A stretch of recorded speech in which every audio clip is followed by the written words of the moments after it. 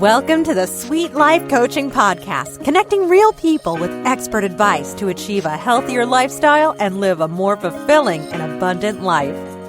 Here is your host, Coach Tavia. Well, hello, everybody, and welcome back to the Sweet Life Coaching Podcast. I'm your host, Coach Tavia, and I have an amazing, wonderful guest today with me. I'm super excited to share who I have, and her name is Miss Amanda Schaefer. Hello, Amanda. How are you doing today? Hi, Tavia. I'm doing well. How are you? I'm great. It's Friday. I'm excited for the weekend, the sun's shining, all the things. I'm just ready to get going. But why I'm bringing Amanda on today, you guys, this is a really special treat today. I actually ran into Amanda, not physically, but on the good old social media site of Instagram. And I was drawn to her because she had a podcast like myself, but it's all about gratitude. And you guys who've been listening to me know how much I talk about being grateful and gracious and all those things when it comes to having a chronic illness per se.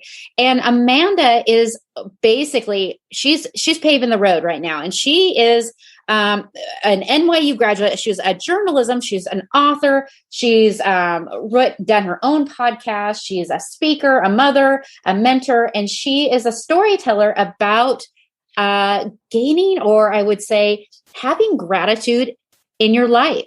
And so we're going to dive into that. And I'm going to be asking Amanda to share with the listeners, you all out there, about how she went through some monumental big things in her life and how she overcome them just by choosing one word, and that is having gratitude.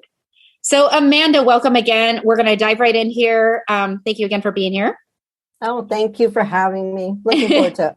Yeah. So to the listeners out there, you had told me this just a few minutes ago about your story, a little bit about your story, but I want you to tell the listeners out there about your story and how you came about and turned I always say this in my thing, we always have a mess. Some of us have messes and we turn them into messages. Yeah. And you definitely had a mess too, that you turned into your message now that's on your podcast, right? Yeah. Thank you. I've actually had a lot of messes, but the one I want to talk about today is the one when I really think I made that pivot from being in one place to finding positivity and gratitude. So about 10 years ago, I was diagnosed one after the other with 3 autoimmune diseases, Graves' disease, chronic fatigue syndrome, and fibromyalgia. They're all pretty biggies, and each and every one of them depleted my energy, brought on extra weight gain. I started to get depressed. I wasn't able to do so many things. And I had been such an active person. I'm also super creative and love to do DIY projects. And I'm always doing things. I was doing nothing but being able to lay around. And I've got to say, during that time, it just didn't feel like me anymore. I lost every bit of sparkle or life that I really had. And I was diving down fast. And this one day I woke up and I kind of thought, what am I even, doing here? Yeah. And I looked out the window and I saw this beautiful bird, just regular everyday bird, but it was singing and it was in the sunlight. And I thought, what is wrong with me? I am not going to let all these doctors and these disease names define me. Yeah. And I decided I'm going to look around and I'm going to start taking note of the things that are positive, the things I can be grateful for. And I am not going to sit here anymore. I'm not going to let them tell me that I am going to be this way forever. Yeah. I'm going to get up and I'm going to fight. So that's what I decided to do. I looked around. I started kind of taking note as to what was good. And sometimes I got to tell you, it was simple things in the beginning. Yeah. And every day I realized that every day it got a little bit easier to find more things to be grateful for. And the more I pushed myself, Tavia, to get up and go out anyway, to get up and go, even if I felt like I was going to pass out or I didn't think that I could make it, every day I actually got stronger. Wow. And now I am, 10 years later, I just turned 57 today. Happy birthday. Thank you. I have probably more energy and more going on than people half my age. I write books. I do a podcast. I'm taking care of my elderly parents during the pandemic and taking care of their home and their bills and all of their things and my family. And, you know, it's a lot to do and I'm loving it and I'm able to do it because, and honestly, I do not have one thing that any of those diseases say I should have. I do not any longer have any symptoms. I'm walking around symptom free. And I got to give a lot of that to my attitude and gratitude. Absolutely. Absolutely. And that's our topic today is attitude and gratitude, right? Yeah. You know, I want to touch on this for a second. So you had Graves' disease, which is thyroid disease. That's correct. For those out there, right? Chronic fatigue syndrome and fibromyalgia, which are very widespread. I will say I have those diagnoses as well with the Lyme. So 3 very debilitating diseases, if you will. They can be. And okay, so here you are, you have these diagnoses. The doctors say you have Graves, you have chronic fatigue, fibromyalgia, blah, blah, blah.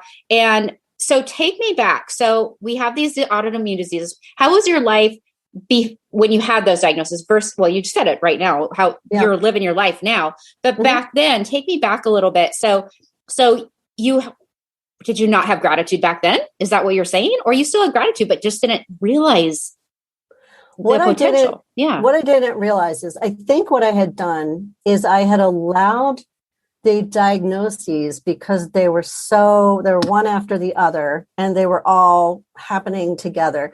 I was allowing that to kind of take over and be my new normal and my new identity. There you go. And what I think happened was one day I made the decision, I'm not going to take that anymore. Yeah. I'm not letting something define me. Yeah. And it was at that moment, I believe, that I broke through and really started looking through a lens of gratitude. I think we can pretend and kind of fake gratitude. Yeah, probably. You know, fake it till you make it, right? yeah. But I'm saying, like, I think I was happy. But, you know, during those times, I'll give you an example. My son was a lot younger. And I remember some of the brain fog and things that I would have. I remember he would be talking to me and I would be trying to be present in the conversation, but I felt like I was looking through a video camera. Like I wasn't really there. And I was just kind of looking and listening to him, but I didn't feel present. That's how depleted and drained I was. And then I would go in the bathroom and cry because I was so sad that, you know, I didn't think I was ever going to feel normal again. Right. Well, I would say most of the listeners out there that can relate to this. We don't. We just, we lose hope, you know, we lose, and then that's it. You know, we really lose hope. And if you don't have faith, you and I both are Christian women, you know, we talked about that. And that's a big deal for me. That's got me through too. That's absolutely. Because when I can't kind of trust in myself, I can look at who God is. Yeah. And I can trust in that. And I can trust that his character is good and he's going to get me through. 100%. And, you know, and I believe that, you know, while we're talking on the topic of beliefs and faith and stuff like that, I'm going to go there right now with that and how that connection with being gracious and grateful, you know, I believe that goes hand in hand, in my opinion. And I can tell that that's probably a big thing for you too. It is. Yeah. I mean, and I remember, Amanda, and you know, well, I told you a little bit about my story, but we'll share that on your podcast. But I had the same experience of where I was like, dang it, I'm not going to be Lyme disease. I'm not going to let this be Tavia Lyme. My name is not Tavia Lyme. Yeah. I don't want to hold that around. So I had to have a pivotal shift too, in my mind, to get me out of that as well. And it wasn't so much for me, the gratitude, as it was me. Actually, it was my faith. And also I'm just a fighter. I call myself a fighting tiger, you know? Yeah. And I believe, you know, too, you have to have a fight in you somewhere, a little bit of fight, or hold on to something that can get you, you know, out of your, out of being stuck. Right. So full circle here, let's go back to the being having gratitude. So tell me, what are some things for the listeners out there? If they're listening right now, they're like, well, I have Graves, I have chronic fatigue, I have fibromyalgia, I'm got an autoimmune disease, maybe not even one of those three, rheumatoid arthritis, MS, lupus, all of those. They're all not fun. But what are some advice or tips of how you can kind of mentally shift your mind into having some gratitude and getting better? Absolutely. There are some really simple things you can do. So do things whenever you can that make you happy. If you have a hobby or you love to exercise or be gardening, do that. Purposefully make time for those things. I think we can convince ourselves that we don't have time. Yeah. Or we're too busy, but we set our own schedules and we can make time for what makes us happy. Yeah. Also, I think finding tangible reminders of things that you're grateful for, like keepsakes, pictures, special gifts somebody that you love gave you, cut flowers from a walk outside, those tangible reminders, they bring you into the moment of the happiness, maybe when you're struggling. Yeah, I love it. Okay. Keep a gratitude journal. Now, I know everyone's not a journaler. I'm a journaler, but when you're thinking of things that you can write down that are good and you put them down in writing and you're having a bad day, you can go back and look at those good things and you can get the emotions of hope and gratitude back. You can remember how you came through it last time. And it really is something that helps you so much, I think. And I know people don't like to write things down, but I'm telling you, if you start doing that, that will really help.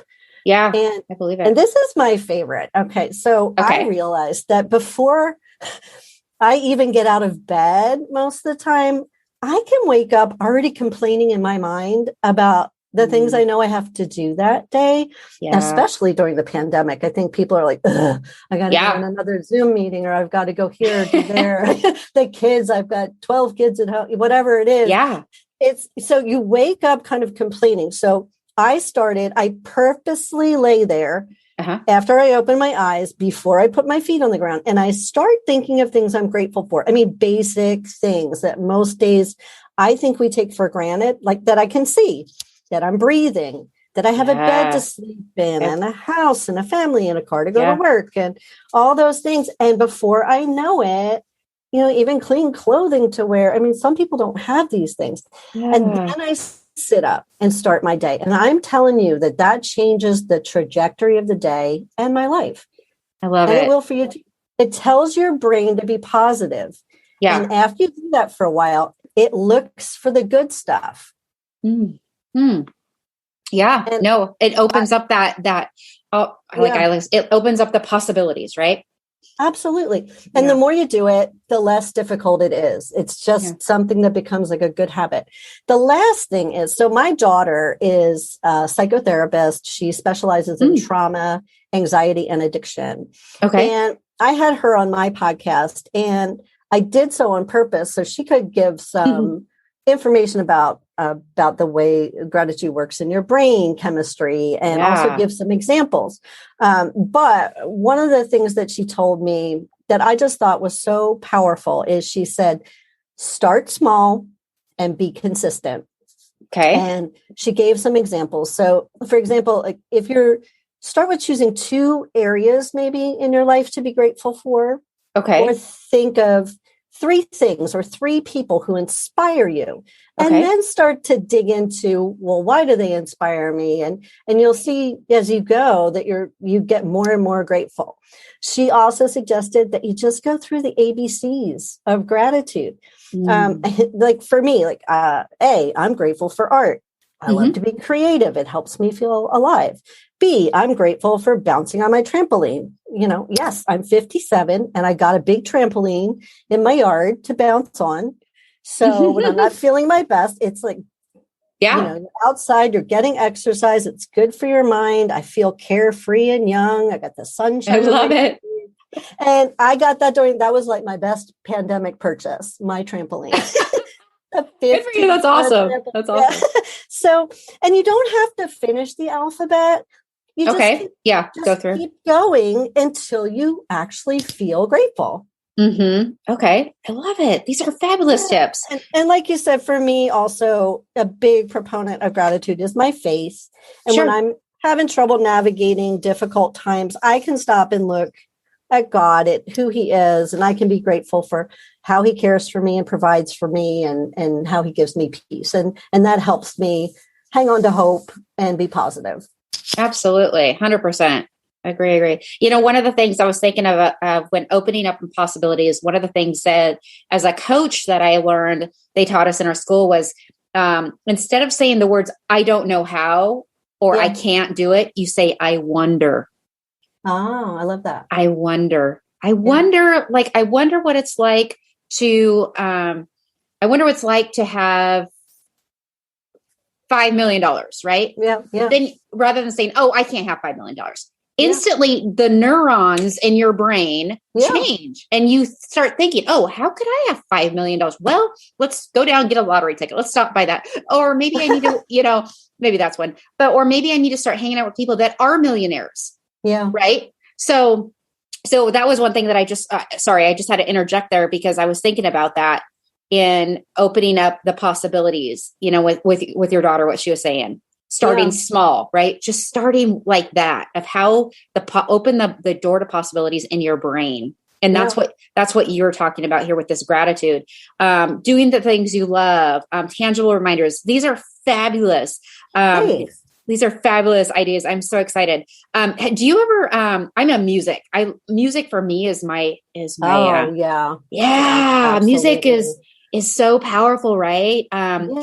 It changes everything. And it's like a time portal.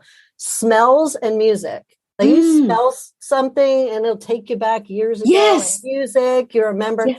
I worked with an Alzheimer's patient and she could remember every lyric to this old song, but she didn't even know her daughter's name. It's crazy. Wow. Yeah. Isn't that crazy? The mind is an amazing thing. And it's a muscle. We need to use it, right? Yes, it is. We need to use it. So, okay. I'm so excited. There's so many things here that you just talked about. And I hope that some of these nuggets of information will be very helpful for some of the listeners out there. What else? Is there anything else that's just like, you're just dying to share with them that you could give someone some hope, some enlightenment today that is out there just like suffering? What would you say? What else would you say? Well, I think I would say that one of the most important things that you can do if you're out there and you're feeling cut off and you're feeling like you're suffering, don't keep it to yourself. I think community is really important. And, some people don't have a lot of family or very close friends, but I would say to reach out and try to connect with someone else who maybe is going through what you're going through. You can get encouragement from each other. You can become an encourager. And sometimes being that positive person, even for someone else, is what brings you gratitude. Yeah. Oh, I love that. Yeah. Community is so important. That's one thing when people come into my office and I talk to them, is who's your support system? Yeah, absolutely. It's a big deal. I am so blessed. I had an amazing husband. I still have an amazing husband that supported me in my illness, and it's huge, but I know a lot of people that don't have that. So if you can't if you don't have a spouse or significant other or partner in your life, find that community, right? There's support systems out there. There's coaches, there's people like you, like me, even that, and I mean, we live in a day and age where you can get on your computer and you can find groups that have anything in common with you that you like, or they're you don't even have to leave your house and you can connect with someone. Oh, totally. What's that one? Meetup. Have you heard of that one? Meetup. Yeah. Meetup. And then of course there's BNI groups and all kinds of groups like that. Yeah. So I think that's super important too. But another thing that I would say, definitely probably prejudiced because my daughter is a psychotherapist, but if you feel really stuck and you can't get to a place of gratitude, then you need to reach out and talk to a therapist because they can help you. Yeah. Yeah, absolutely. They have the tools to help you. Yeah. Good point. Yeah. Thank you for saying that because yes, absolutely. That's the thing is I think people need to know that there is professional help out there for sure. like Absolutely. your daughter. And it makes all the difference. And right now, the happiest people in the world are having meltdowns and having difficulty. It's who's lived through a pandemic before? Right. None of us. None of us. No. So, it's new territory, and there's nothing to feel bad about or be ashamed about. If you're struggling, the healthy thing to do is to talk to someone. 100%. Yeah, absolutely. And I'm gonna plug a little thing here. So as we were talking about your daughter being a psychotherapist, and I just did a podcast recording. It's not live yet, with one of my friends from elementary school. She is a professional psychologist and counselor, family health counselor, and we talk about the differences between like a health and life coach versus like a professional psychologist, psychiatrist, things like that. And the differences in how to find the one that works for you and the fit for you. But sometimes one is better over the other and one is not over, Yeah. So that's going to be coming out too. I just want to share that with the listeners and with you. Yeah, that's exciting. Yeah, because I feel like there's life coaching, health coaching, what you and I are doing, just helping out people. There is a difference between us and the professionals that, like the psychiatrists and stuff like Absolutely. that. Absolutely. I mean, they've studied the brain, and they understand things, and they have tools for you that will work. And yeah. So I want to just make sure people understand that there is help for sure. Well, awesome, Amanda. I think this is going to be an amazing, lots of information I hope anyways, for you listeners out there, that I hope that they get some nuggets of this. I certainly did. I was taking notes down, and going to pass these along. Any final words you want to say to the listeners out there?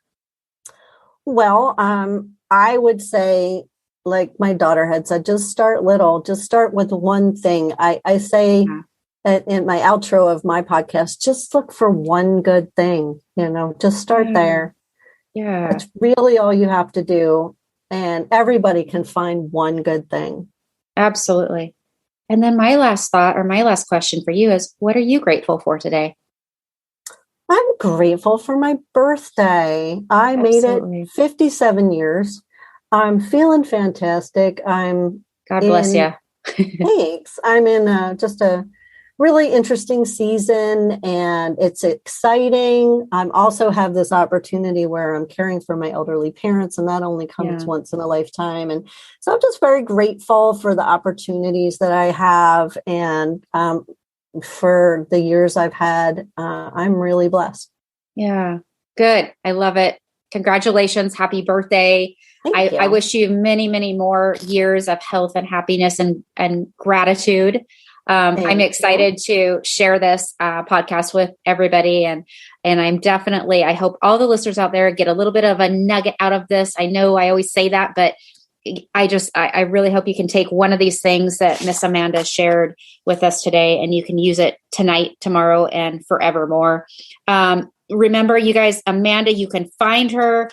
She's a publishing company, actually, Footbridge Publishing, because you are an author. You said was that your son, right? You have my son and I started the publishing company. He's a graphic artist. He does all my techie and graphic stuff. And I do writing and editing. And then I've also put out my own. I have 2 books of my own out. And wonderful. We love it.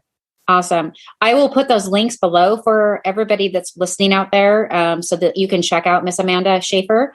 And if you actually need some publishing, you can always contact her as well. I'm actually going to be contacting you soon, because we'll talk about that another time, about my book coming up. Ooh, did I say that? Little promo there. So anyways, all right. Thank you, Amanda, again, much for being. Don't forget to check out the podcast. Absolutely. Sorry. Yeah. Thank you. She has her amazing podcast. Yes. I've checked it out. I must subscribe to it, you guys. So good. It's like a daily listening. Do you do, how many episodes do you do a month? I know I do 4 a month. I do weekly. Weekly as well. Yeah. Same here. Okay. So every week, you guys, there's a new podcast for Amanda. Check hers out. Of course, check out mine. You are already. Thank you for the love. I love you guys.